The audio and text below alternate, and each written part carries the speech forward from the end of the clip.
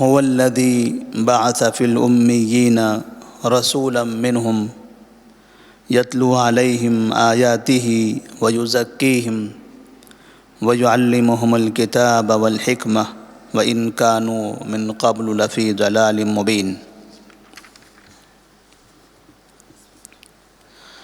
سیرت النبی صلی اللہ علیہ وسلم کے دروس کے سلسلے میں آج کے درس کا عنوان ہوگا مدینہ منورہ کی ایک نئی زندگی، نئی شروعات۔ نبی کریم صلی اللہ علیہ وسلم جس وقت مدینہ منورہ پہنچے ہیں وہ آپ کے لیے ایک نیا شہر تھا۔ بچپن میں آپ نے ایک مرتبہ مدینے کا سفر کیا تھا، جس وقت واپسی میں آپ کی نبی صلی اللہ علیہ وسلم اب یہ دوسری مرتبہ مدینہ منورہ کی طرف تشریف لے گئے تھے اور مستقل طور پر وہاں رہنے کی، وہاں قیام کرنے کی آپ کی نیت تھی۔ لیکن اس درمیان میں کہ جس وقت آپ وہاں پہنچے ہیں تو کیا وہاں کی زندگی، وہ نیا شہر، نئی جگہ آپ کے لیے راس آ سکتی ہے؟ کہیں ایسا تو نہیں کہ مکہ کی طرح مدینے میں بھی آپ کو تکلیف ہو؟ تو ایسی صورت میں نبی کریم صلی اللہ علیہ وسلم نے باقاعدہ بڑی غور و فکر کے بعد مدینہ ہجرت کرنے کا ارادہ کیا تھا۔ اللہ تبارک و تعالیٰ نے آپ کو اس کی اجازت دی تھی۔ آپ مدینہ تو آ گئے، لیکن آپ کے سامنے ایک بہت بڑا چیلنج آ گیا۔ وہ چیلنج یہ تھا کہ آپ خالی ہاتھ ہیں۔ ابوبکر صدیق رضی اللہ تعالیٰ عنہ وہ بھی خالی ہاتھ ہیں۔ آپ سے پہلے جو صحابہ ہجرت کر کے آئے ہیں وہ بھی خالی ہاتھ ہیں، اور ابھی کتنے صحابہ آنے والے ہیں ان کا اندازہ نہیں ہے۔ جو بھی یہاں پر آئیں گے تقریباً وہ کمزور ہی رہیں گے، ان کے پاس کوئی زیادہ دولت نہیں رہے گی، زیادہ پیسہ نہیں ہوگا، وہ پریشان حال رہیں گے۔ اتنے زیادہ افراد کا ایک نئے شہر میں پریشانی کی عالم میں جمع ہو جانا، یہ نبی صلی اللہ علیہ وسلم کے لیے بڑا چیلنج تھا کہ ان سب کو کیسے سنبھالا جائے، کیونکہ ان کو جو تکلیف ہوئی ہے، انہیں جو مصیبت آئی ہے، یہ جو گھر سے بے گھر ہوئے ہیں، وہ نبی پر ایمان لانے کی وجہ سے۔ تو ظاہر سے بات ہے آپ کو اس بات کا احساس تھا کہ انہوں نے میری بات کو مانا، اس لیے یہ راستے پر آ گئے۔ ان سب کو لوگوں نے تباہ کر دیا، پریشان کر دیا، تکلیف دے دی۔ اب ان سب کو مدینہ لانے کے بعد یہاں آباد کرنا ہے، خوشحال بنانا ہے۔ ہر ایک کو گھر کی ضرورت ہے، مرد بھی ہیں، عورتیں بھی ہیں، بچے بھی ہیں، بوڑھے بھی ہیں۔ ایسے ہی کہیں مسجد کے دالان میں، صحن میں تو نہیں رکھا جاتا، باقاعدہ ان سب کو گھر کی ضرورت پیش آئے گی۔ اور پھر صرف گھر ہی نہیں بلکہ یہاں آنے کے بعد روزانہ کی زندگی گزارنے کے لیے کھانے پینے کی ضرورت پیش آئے گی۔ وہ کہاں سے لائیں گے؟ ان کے پاس تو کچھ نہیں ہے۔ تو ایسی صورت میں نبی کریم صلی اللہ علیہ وسلم نے، جو انتہائی حکیم تھے، انتہائی بردبار، دور اندیش تھے، اللہ تبارک و تعالیٰ نے آپ کو ساری دنیا کے لیے آئیڈیل اور نمونہ بنا کر بھیجا تھا۔ انتہائی خوبصورت طریقے سے آپ نے مسلمانوں کا، جو ہجرت کر کے مدینہ آئے ہیں ان کا، اور ان مسلمانوں کا جو پہلے سے مدینہ کے باشندے ہیں ان کا، ان سب کا ایک بہترین انتظام کر دیا۔ نہ مہاجرین کو کوئی تکلیف ہوئی باہر سے آنے پر، اور نہ انصار کو کوئی تکلیف ہوئی کہ دوسروں کے ان کے گاؤں میں داخل ہونے پر کسی کی مال میں کسی کی دولت میں کوئی کمی نہیں آئی، کسی نے کسی کو کوئی تکلیف نہیں دی۔ اس طرح سے نبی کریم صلی اللہ علیہ وسلم نے باقاعدہ ان لوگوں کو ایسے رشتے میں جوڑ دیا جس رشتے کو بھائی چارگی کہتے ہیں، اخوت کہتے ہیں۔ تو نبی کریم صلی اللہ علیہ وسلم کے سامنے ایک تو یہ قوم جن کو مسلمان کہا جاتا ہے، جنہوں نے آپ پر ایمان لایا تھا، اس قوم کو دیکھنا تھا، اور وہیں دوسری طرف اس شہر میں رہنے والے مشرکین بھی تھے جنہوں نے ابھی تک اسلام قبول نہیں کیا تھا، انہیں بھی سنبھالنا تھا۔ پورا کا پورا شہر مسلمانوں کا نہیں تھا، چند مسلمان تھے۔ اتنا تھا کہ یہاں کے مشرکین مسلمانوں پر ظلم نہیں کرتے تھے، امن تھا، سکون تھا، لیکن مشرکین بہرحال موجود تھے۔ پھر ان مشرکین کو کیسے سنبھالا جائے؟ تو مشرکین میں سے کچھ ایسے لوگ تھے جن کے دل نرم ہو چکے تھے، ایمان گرچہ انہوں نے قبول نہیں کیا تھا لیکن مسلمانوں کے لیے رحم دل تھے، خاموش رہتے تھے، کسی قسم کی کوئی تکلیف نہیں دیتے تھے۔ اور کچھ مشرکین ایسے تھے جو باقاعدہ مسلمانوں کا مقابلہ تو نہیں کر سکتے تھے، سامنے آ کر کچھ نہیں کہہ سکتے تھے، لیکن پیچھے رہ کر الگ الگ طرح سے مسلمانوں کے خلاف چال بازیاں کرتے تھے، سازشیں کرتے تھے، مسلمانوں کو تکلیف دینے کی کوشش کرتے تھے۔ یہ قوم بھی نبی کے سامنے موجود تھی، اور اس کے علاوہ ایک اور قوم جو مدینے کے اطراف میں بیٹھی ہوئی تھی، جن کے درمیان میں مدینہ تھا، مدینے کے چاروں طرف وہ گھیرے ہوئے تھے، مدینے کا بازار ان کے ہاتھوں میں تھا، مدینے کی معیشت، مدینے کا پیسہ ان کے ہاتھوں میں تھا، مدینے کی تجارتیں ان کے ہاتھوں میں تھی، بلکہ مدینے کے جو مشرکین کے بڑے بڑے سردار تھے وہ بھی انہی کے ہاتھ میں تھے۔ اور وہ قوم تھی یہود جو مدینہ کے بازار پر غالب تھے، اطراف میں ان کا طوطی بولا کرتا تھا، یہاں تک کہ مدینہ کے جو بڑے بڑے سردار تھے ان لوگوں کو یہودیوں نے اتنا قرض دیا تھا کہ وہ قرض کے بوجھ تلے دب کر ہر کام میں یہودیوں کی ہی تائید کرتے تھے، انہی کا ساتھ دیتے تھے۔ نبی صلی اللہ علیہ وسلم کے سامنے ایک چیلنج یہ بھی تھا، یہ بھی قوم یہاں رہتی ہیں۔ آپ صلی اللہ علیہ وسلم نے یہ تمام قسم کے لوگوں کے ساتھ الگ الگ رویہ اپنایا، جو جس رویے کے لائق تھا اس کے ساتھ وہ رویہ اپنایا۔ مہاجرین کے ساتھ جیسے رہنا تھا آپ نے ویسے ہی کیا، انصار کے ساتھ جیسے برتاؤ کرنا تھا آپ نے ویسے ہی کیا، جو مشرکین تھے ان کے ساتھ جو برتاؤ کرنا تھا، یہودی ان کے ساتھ جو برتاؤ کرنا تھا۔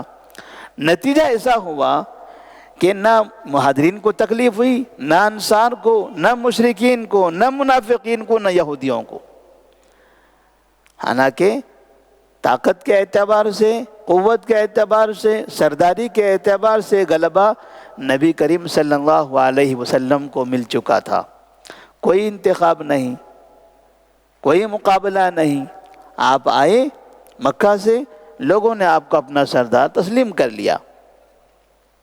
کوئی ایسا طریقہ نہیں تھا کہ جس میں انتخاب کروانا ہو یا نبی کے مقابلے میں کوئی اور شخص موجود ہو جس کے انتخاب کے لیے لوگوں نے کوشش کیا ہو۔ آپ آئے اور آپ قوم کے سردار پہلے سے تھے، نبی ہیں آپ، سرداری کے لیے نہ آپ نے لوگوں سے کہا مجھے سردار بناؤ، نہ لوگوں نے آپ سے کہا ہم آپ کو سردار بناتے ہیں، آپ نبی ہیں، یہ قوم ہے، نبی قوم کا رہنما ہوتا ہی ہے۔ اس طرح سے نبی کریم صلی اللہ علیہ وسلم تمام معاملات میں صحابہ رضی اللہ تعالیٰ عنہ انہی سے رجوع کرتے تھے، انہی کے پاس جاتے تھے، انہی سے سوالات کرتے تھے، فیصلے انہی سے کرواتے تھے، مسائل انہی کے پاس لے کر جاتے تھے۔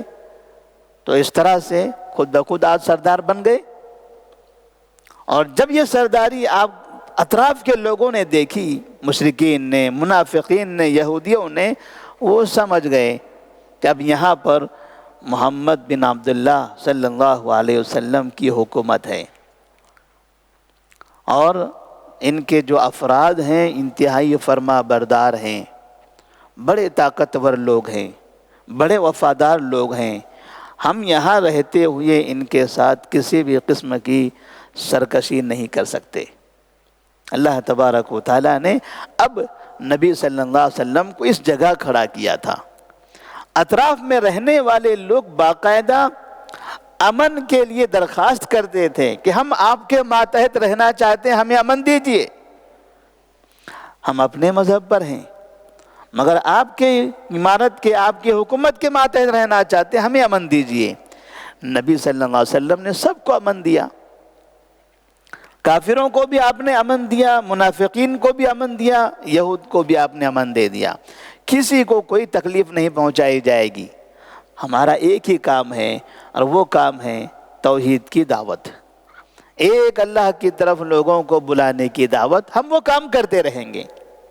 ہم کسی سے جنگ کرنے کے لیے نہیں آئے ہیں، کسی کا قتل کرنے کے لیے نہیں آئے ہیں، کسی کو مخالف مذہب کا ہے اس لیے مارنے کے لیے نہیں آئے، ہم یہاں پر آئے ہیں تاکہ یہاں سے ساری دنیا میں لوگوں کو اپنے خالق حقیقی کا وفادار بنائیں، جو ان سب کا مالک ہے ان سب کے مالک کا وفادار بنائیں، اور وہ ہے اللہ رب العالمین۔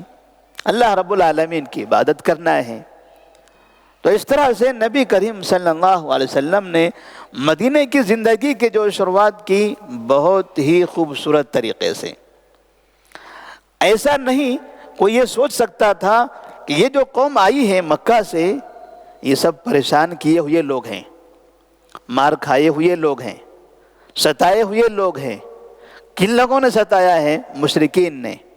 ایسا تو نہیں کہ یہ تمام ستائے ہوئے لوگ ایک جگہ جمع ہو گئے، اب یہاں ان کی طاقت ہو گئی، اب وہ مشرک اور ہم بھی مشرک، ایسا نہ ہو کہ اب یہ سب مل کر ہم پر حملہ کرنے لگیں، وہاں کا انتقام یہاں لے لیں، وہاں کا بدلہ یہاں لے لیں کہ ہم نے مکہ شہر چھوڑا ہے تمہارے مشرکین کے لیے، جاؤ تم مدینہ شہر چھوڑ دو، اب یہ مسلمانوں کا ہے۔ لوگوں کو ایسا لگتا تھا کہ شاید ایسا کچھ ہوگا، لیکن نبی کریم صلی اللہ علیہ وسلم نے ایسا کچھ بھی نہیں کیا۔ نتیجہ یہ ہوا کہ جو مدینہ کے مشرکین تھے آہستہ آہستہ اسلام میں داخل ہوتے چلے گئے، جنہیں اسلام قبول کرنا تھا وہ اسلام میں داخل ہو رہا تھا، اور جو اسلام قبول نہیں کرنا چاہتا تھا وہ آہستہ آہستہ یہاں سے دور نکلتا چلا جا رہا تھا۔ یہی وجہ ہوئی کہ یہودیوں میں سے جن لوگوں نے اسلام قبول کرنا تھا اسلام قبول کر کے مدینہ میں رہ گئے، اور جنہیں نہیں کرنا تھا وہ مدینہ چھوڑ کر تھوڑا باہر، پھر تھوڑا باہر، پھر تھوڑا باہر۔ عمر فاروق کا دور آیا تو آپ نے سب کو مکمل ہی باہر کر دیا، کہا کہ یہاں نہیں رہنا ہے، کوئی بات نہیں، چلے جائیں گے، جو آپ کا وطن ہے وہاں جائیے۔ اس لیے کہ مشرکین جو مدینہ کے تھے وہ مدینہ ہی کے تھے، یہیں کے باشندے تھے، لیکن جو یہودی تھے مدینہ میں، مدینہ کے اطراف میں، خیبر میں، یہ جتنے قبائل ہوا کرتے تھے یہ مدینہ کے نہیں تھے، یہ روم کے بادشاہوں کے ظلم کا شکار ہوئے تو وہاں سے اپنی جانوں کی حفاظت کے لیے بھاگتے ہوئے مدینہ میں آ کر پناہ لیے تھے۔ بعض مرتبہ کہا جاتا ہے نا کہ اسرائیل نے ایک نقشہ بنایا ہوا ہے اور اس نقشے میں مدینہ بھی داخل ہے، ایسے راستہ بنایا ہے کہ یہ اس کا نقشہ ہوگا اور اس طرح سے وہ حکومت بنائے گا۔ کہاں تک کہ ہے تو اس کے نقشے میں تو باقاعدہ مدینہ بھی ہے، خیبر بھی ہے۔ تو کیا حقیقت میں یہ ان کی جگہ تھی؟ وہ یہ سمجھتے کہ یہ ہمارے باپ دادا کے شہر تھے لہٰذا ہم یہ حاصل کریں گے، تو انہیں معلوم ہونا چاہیے کہ یہ تو ان کا شہر نہیں تھا، ان کے لوگ وہ باہر سے یہاں بھاگ کر آئے تھے، پناہ لیے تھے، اور جب انہیں یہاں کی جگہ راس نہیں آئی تو دوبارہ یہ اپنے اپنے علاقوں کی طرف چلے گئے۔ اس کے بعد نبی کریم صلی اللہ علیہ وسلم باقاعدہ صحابہ رضی اللہ تعالیٰ عنہم کو عبادتوں کے طریقے، رہنے کے طریقے، کھانے پینے کے طریقے، اٹھنے بیٹھنے کے طریقے، انسانوں سے ملاقات کے طریقے، تجارت کے طریقے، سودی کاروبار، رشوت کا کاروبار، یہ جتنی بھی چیزیں ہیں یہ ساری چیزیں آپ صلی اللہ علیہ وسلم یہ حلال ہے، یہ حرام ہے، یہ طریقہ جائز ہے، یہ جائز نہیں ہے، یہ عبادت ہے، یہ فرض ہے، یہ عبادت نہیں ہے، یہ غلط ہے۔ اس طرح کی ساری چیزیں آپ صلی اللہ علیہ وسلم نے باقاعدہ مدینہ میں رہتے ہوئے 10 سال میں سکھایا ہے، اور پھر آخر میں جب دین مکمل ہو گیا تو اللہ نے الیوم اکملت لکم دینکم واتممت علیکم نعمتی کہہ کر نبی کریم صلی اللہ علیہ وسلم کی شریعت کو مکمل کر کے دنیا والوں کو بتا دیا کہ آپ نے مدینہ میں آ کر جو میرا پیغام تھا وہ میرا پیغام پہنچا دیا۔ اب یہ شروعات کیسے ہوتی ہے؟ آپ صلی اللہ علیہ وسلم ایک ایک کام لے کر کس طرح سے مدینہ میں آگے بڑھتے ہیں، اور کیسے یہاں کے لوگوں کو منظم کرتے ہیں، کیسے مدینہ شہر کو خوشحال بناتے ہیں، اور کیسے مدینہ شہر جہاں ہمیشہ قبائلی جنگیں ہوا کرتی تھی، جہاں اوس اور خزرج ہمیشہ ایک دوسرے سے لڑائیاں کرتے تھے، آپ کے آنے کے بعد کیسے ان دونوں کے درمیان محبت قائم ہوئی، پھر کبھی انہوں نے مرتے دم تک آپس میں کبھی کوئی نفرت کے جملے استعمال نہیں کیے، کبھی جنگیں نہیں لڑی، کیسے شہر کو مدینہ امن والا شہر بنایا۔ انشاءاللہ وہ ساری چیزیں آگے کے درس میں بیان کی جائے گی۔ اللہ تبارک و تعالیٰ سے دعا ہے کہ اللہ تبارک و تعالیٰ ہم تمام کو نبی کریم صلی اللہ علیہ وسلم کی سنت پر عمل کرنے کی توفیق عطا فرمائے۔ آپ کی طرح آپ نے جو حکمتیں استعمال کی ہیں دینی دعوت کے لیے، دنیا میں رہتے ہوئے ہر طرح کے معاشرے میں رہ کر آپ نے کافروں کے درمیان، مشرکین کے درمیان، یہود و نصارہ کے درمیان رہتے ہوئے جس طرح سے آپ نے خوشحال زندگی گزاری ہے، لوگوں کو بھی امن سے رہنے دیا، خود بھی امن سے رہے، اور ایمان کی دعوت پھیلاتے رہے، ہمیں بھی اسی طرح سے نبی صلی اللہ علیہ وسلم کے اس طریقے کو اپنانے کی توفیق عطا فرمائے۔ والسلام علیکم ورحمۃ اللہ وبرکاتہ۔